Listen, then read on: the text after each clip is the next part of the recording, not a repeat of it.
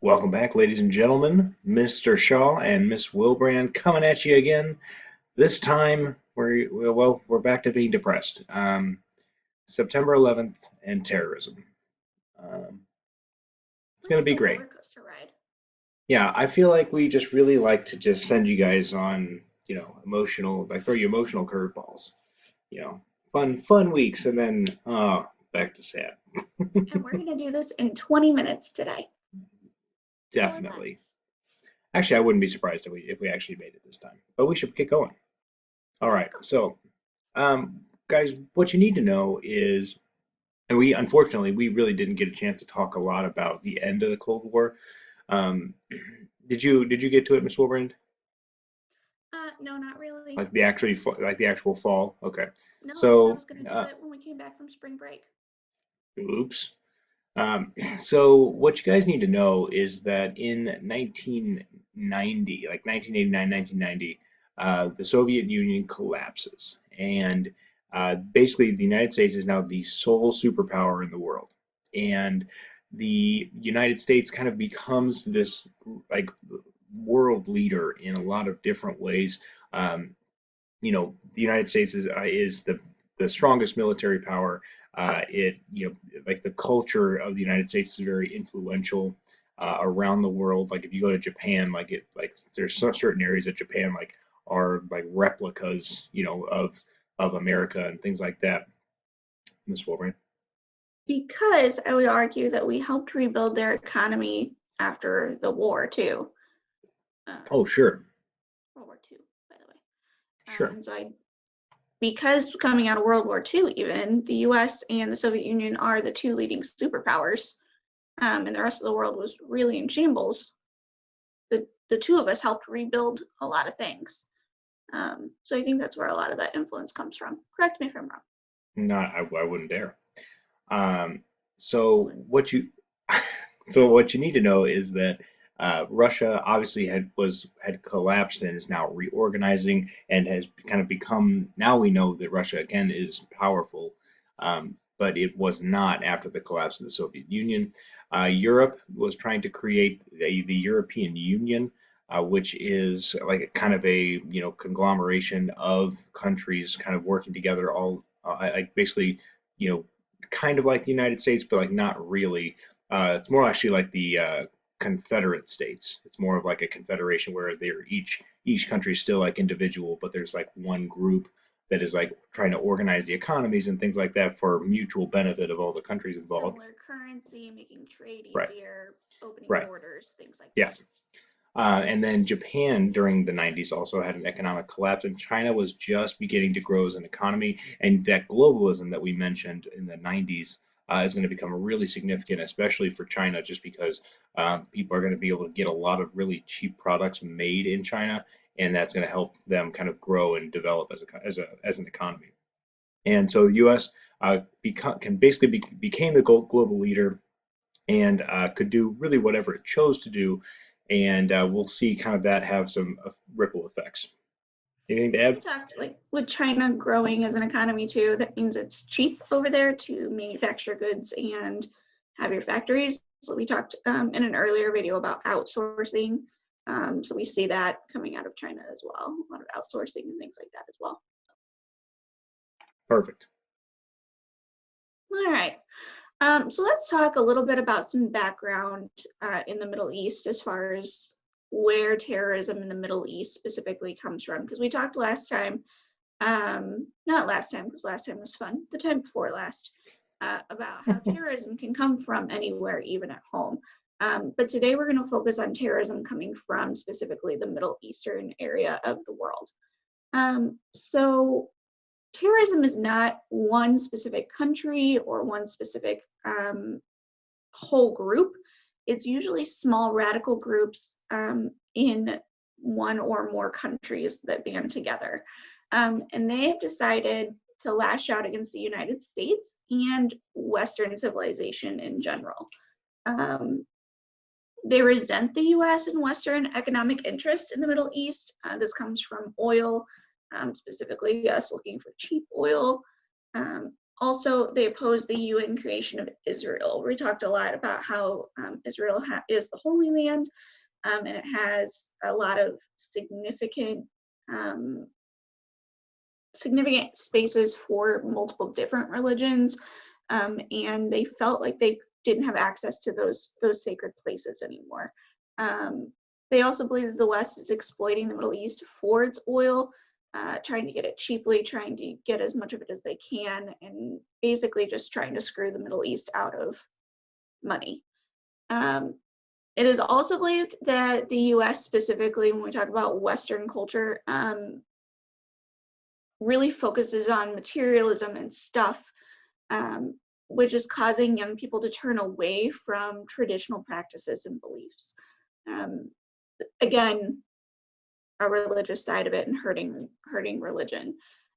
These groups do use creative methods to attack much stronger nations like the United States, and we're going to talk about a couple of those creative methods today.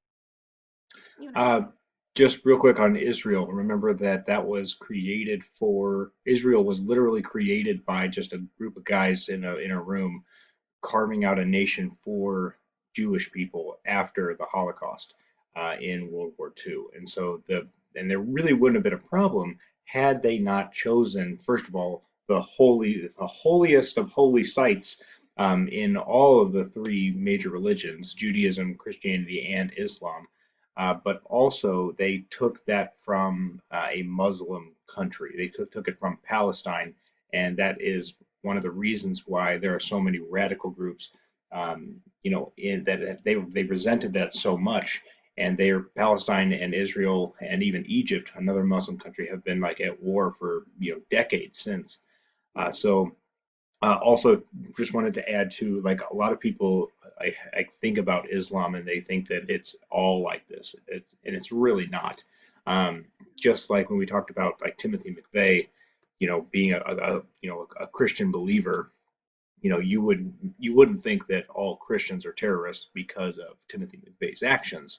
Unfortunately, there's just really not a lot of exposure to Islam a lot of times for Americans, and you fear what you don't know. And so there are far more, you know, and by far more, I mean there are infinitely more, almost, good, Muslims in the world, rather than a very small group of radical terrorists that we've seen. This is where it's important to make sure that you out in the world are not making generalizations about groups of people, that you are constantly learning.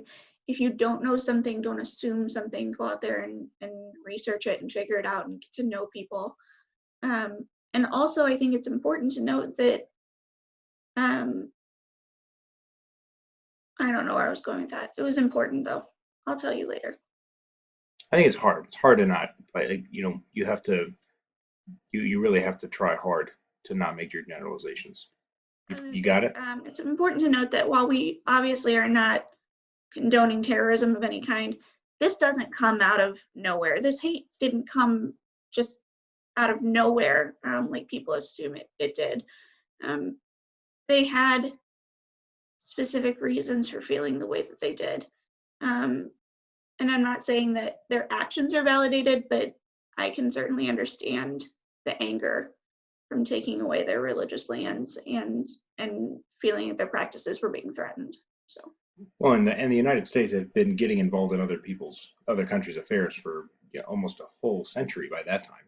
So I mean, again, and that is kind of the main thing. This was going all the way back to like imperialism, and Teddy Roosevelt, like this, you know, was a long stretch of events that have kind of culminated in the terrorist threat now.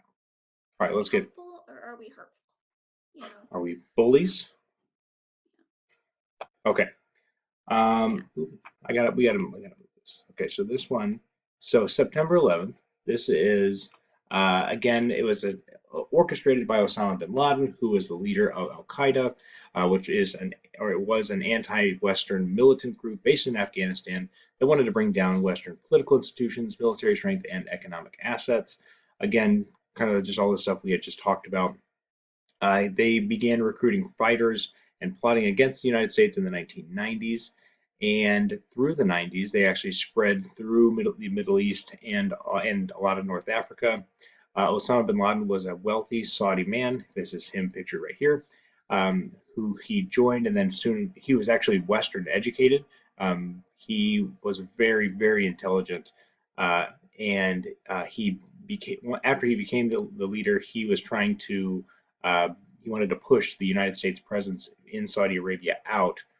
And again, just as Ms. Willbrand said, there were a lot of reasons, right, to attack the United States.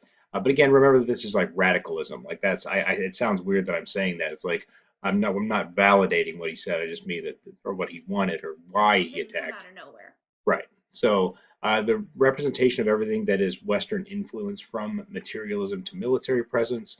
Again, remember the United States was all over the world and was kind of manipulating what was happening, in every, again, kind of like acting like a puppeteer a lot. And then the United States has a lot of targets. They have, embassies, tourism, military bases all over the world, and we still do. So, and that's kind of why terrorism continues still, even to this day.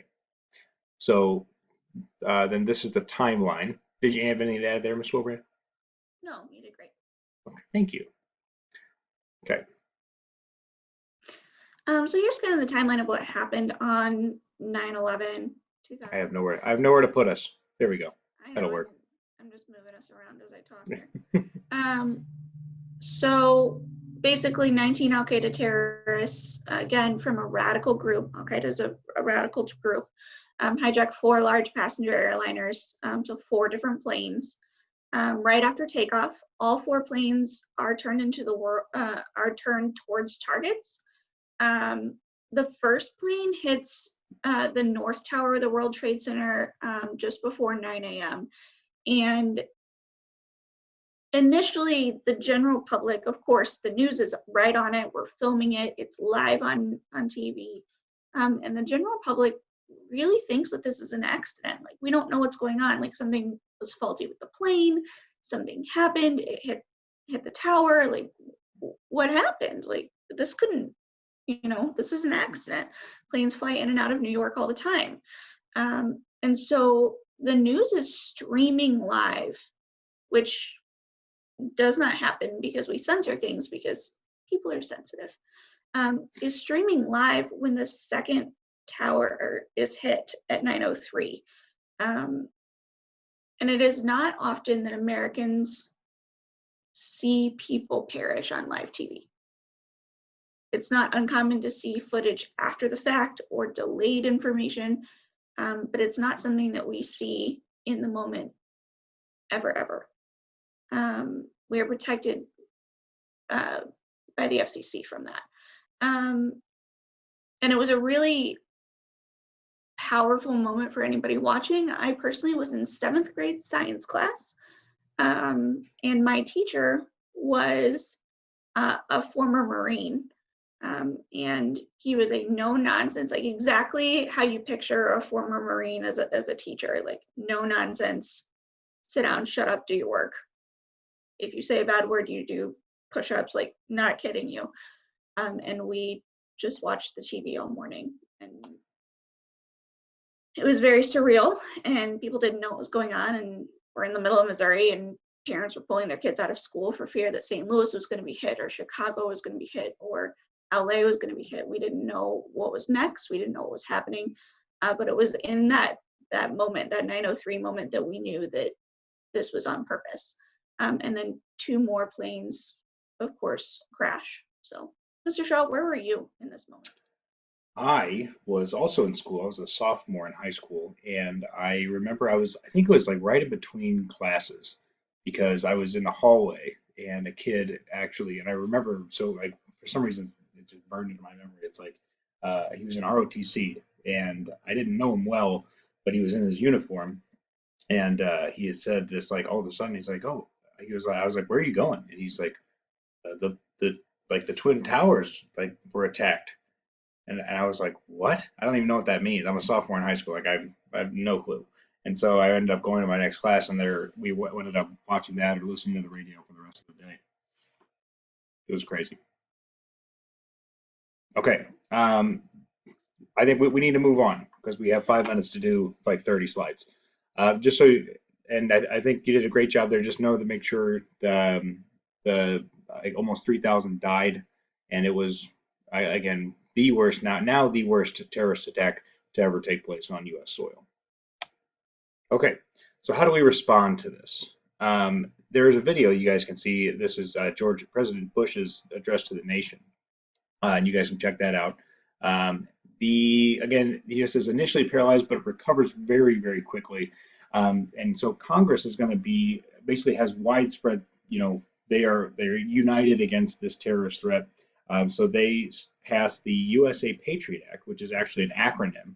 And I don't remember what it is, but it stands for, each one stands for something, except for the act. This is not supposed to be capitalized. Anyway, so that gives new powers to the government for surveillance and security. You, in one of your amendments rights is the Fourth Amendment, which is no unreasonable searches and seizures. So in order for your property to be searched, police have to have a warrant for that search. They have to have a reason to search you. Unless you're at school, be careful. So this under the Patriot Act now, you can, if anyone is suspected of terrorism or like having connections to terrorism, they can be searched without and even detained without a warrant based on the Patriot Act. Now, and again, it goes way crazier too, because even like let's say you live in an apartment building where somebody in the building is is suspected of terrorism, they can tap your phone, right, and search, and also like the Patriot Act would authorize them to like search your property too. So there again, the Patriot Act in a lot of ways goes against the Constitution, but this was such a unique time in American history. I'm gonna move us over, so this is annoying me. I apologize. There we go. It was such a unique time in American history, so so the Congress just had all kinds of power. President Bush had all kinds of power to combat this threat. Second thing was the Department of Homeland Security was created by George W. Bush, and this was a large organization that was tasked with directly combating terrorism in America. Basically, there was a whole bunch of other groups and organizations that were trying to all combat terrorism, and it was all really disorganized. So George Bush created Homeland Security in order to keep that organized.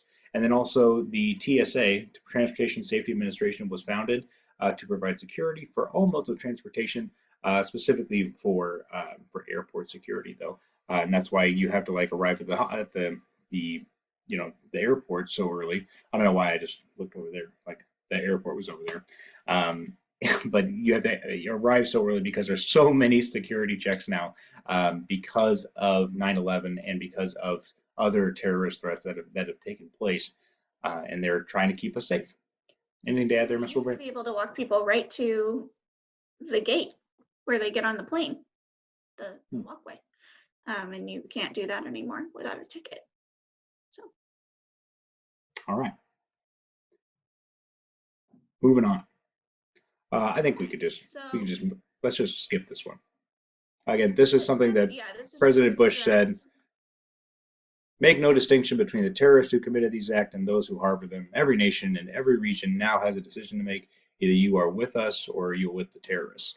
This is a really strong statement for President Bush.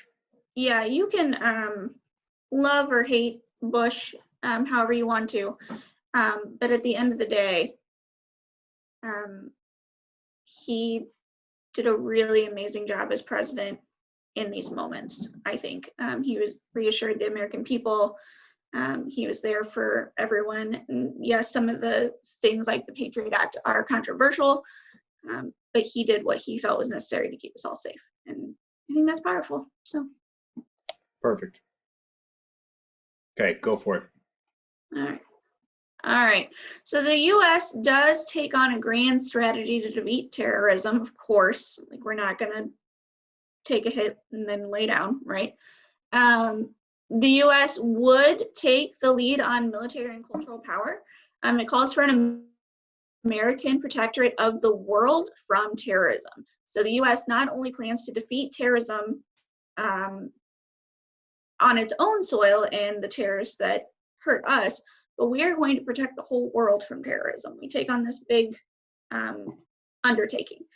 It allows nations to ask for military and economic help to fight terrorism, kind of like the Truman Doctrine, but for terrorism instead of just money. It is a legal preemptive war, so there is authorization for use of military force that is passed by Congress. So the US would go to war against nations who were seen as protecting terrorist groups. It is not a declared war necessarily. It's like a pre-war declaration, right? Would you agree with that? Perfect. Just like kind of a, if this happens, we go to war. Yeah. Okay. Kind of like the Roosevelt corollary. If you do this. Wow, that's interesting. We Or will do this. or the Monroe Doctrine. Yeah. I like that. Okay. So we go again, and what's interesting is that we mentioned that the Al Qaeda was in a lot of it was in Saudi Arabia, and a lot of the terrorists were Saudi Arabian. And so then you see the next slide here is wars in Afghanistan and Iraq. What is that? How do we do that? How did we get from Saudi Arabia to Afghanistan and Iraq? That's a great question, guys, and it confused a lot of Americans at the time, and still does even to this day. So the main thing that you guys need to know is that Afghanistan was actually ruled by a separate terrorist group known as the Taliban. Okay, and the Taliban basically were hiding Al Qaeda. They were helping to hide the people of Al Qaeda. So in October 2001, the United States invaded Afghanistan with the help of the North Atlantic Treaty Organization, and they quickly won the war. But Al Qaeda and the Taliban governments went into hiding. I don't know that governments is the right word there. Probably shouldn't. I mean, I don't know that they're necessarily that or that. Like a rogue government that they were trying to take over other The governments. right. The idea was, and especially once you get to like ISIS, like that is ISIS is going to basically transform from Al Qaeda and the Taliban into ISIS. Their goal is to create a country. They want to have their own country. But they don't. There's not really any space available for them to just be like, hey, this is where we want to be. So they have to like try to take it. We took Israel. Yeah, seriously. So again, Al Qaeda lost its home base, but Osama bin Laden escaped, and then the U.S. decided helped rebuild Afghanistan, and now it holds democratic elections. But again, and we're going to talk about Iraq here in a second. Like the U.S. involvement though is still like the fact that the United States was involved in general in getting the democratic elections makes some people think that it's like bad, like that it is resented that the U.S. got involved. It's just a really weird dynamic. Like you can't really make it happy. Yeah, exactly, exactly. Okay, that's Afghanistan. You want to take Iraq? Yep. So the war in Iraq. The rationale behind it is that the leader of Iraq was seen as kind of a bad guy and most likely supported terrorism because he was a bad guy. We just don't know exactly how he supported terrorism, but he probably did it. Pretty sure. Saddam Hussein supposedly had weapons of mass destruction. If Iraq could be turned into a democratic or Western style nation other than the other Middle Eastern nations would follow. So kind of like the domino theory with Vietnam and Cambodia and all of those places with communism, like if one falls, the surrounding areas will also fall, but reverse with democracy. The US invasion of Iraq. So there were weeks of bombings and pre-invasion attacks before we sent troops on the actual ground. In March 2003, US and NATO allies invaded. Iraq was defeated within a month. Saddam Hussein was found, tried, found guilty, and executed. So occupation. The US occupied Iraq and tried to rebuild and reform it until 2011 with some, I would argue, kind of minimal success. Invasions and occupations of Afghanistan and Iraq were initially seen as positive, but kind of like Vietnam, eventually it loses support. We're pouring money into these countries, taxpayer dollars, that we as Americans don't see any benefit from really by pouring our money into it, other than the oil and the market for that. And so eventually it loses its luster, I guess. Good vocab word. Um, just real quick, Saddam Hussein was actually, you might be wondering what he was found guilty of. And he was found guilty of crimes against humanity because of the, not for like having weapons of mass destruction. There actually was never found, we never found any weapons of mass destruction. So, like, one of our main reasons for invading Iraq turned out to be wrong. Whatever, I guess. And then, but anyway, Saddam Hussein was a ruthless dictator, and he like would throw his enemies in jail. People who spoke out of him, they would be assassinated, mysteriously. So he was, again, it was those crimes against humanity that he was eventually found guilty and executed for. Not a good guy. No, and he was. We had mentioned him in the like a couple videos ago randomly. I think we didn't even really cover it very much. It was in the Persian Gulf War, um, but it was like the Persian Gulf War in the early 1990s was George H.W. Bush's war, and that was the first kind of war against Saddam Hussein. Moving on, last slide, guys. So the war on terror is the longest war that America has ever fought. Um, and we have again, and we're still fighting to this day. Like I said, these previous groups have now transformed into ISIS, and ISIS arguably is the most powerful version of these terrorist groups. Although we have had some success more recently.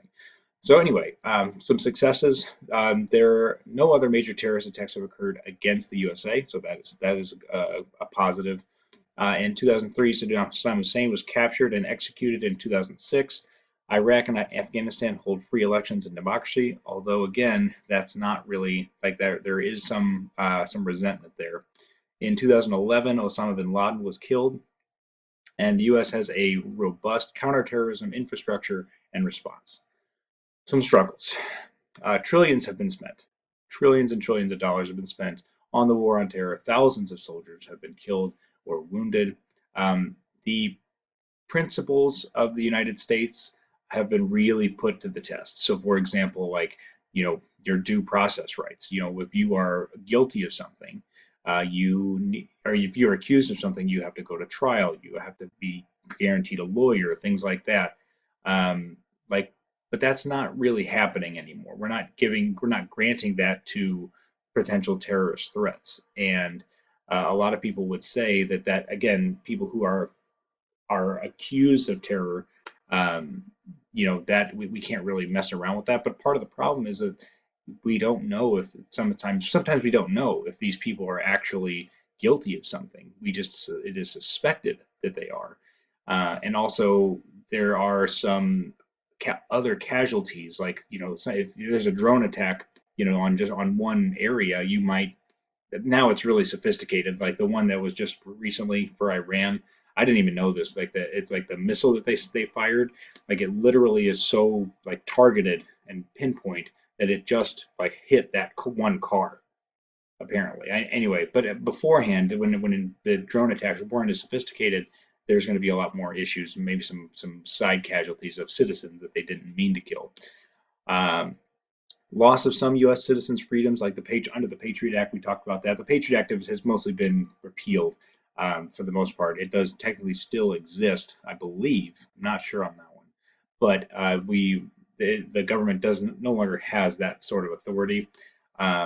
We never really mentioned the Guantanamo Bay too. Guantanamo Bay is a terrorist. It was used as a terrorist prison where they would just keep people there if you were accused of terrorism for without a trial. And so that's kind of getting into what we were talking about, losing freedoms. And the war is just exhausting by the U.S. public. Again, some people want to want the United States to withdraw from international leadership because it's tiring. It's a lot. People are tired of hearing about it. But again, the worry is who's going to do this if we can't? If we are not going to do this, are we going to be able to stop terrorists from, you know, hurting people in the future? Well, and the fear on that, you know, besides just being exhausted financially and emotionally, like sending our men in and our women and potentially losing them and them having to be away from their homes and their families to continually fight a fight that, you know, we're not really winning or losing anything. So Yeah, that's probably the hardest part there. Okay. Hey guys, we're all done, and look at that, under 20 minutes. no, it says So we did 19 it. minutes and We did 11 it. seconds. No, we did it. We're so good. Hey guys, we appreciate you. You're the best. We'll see you next time. Hi guys.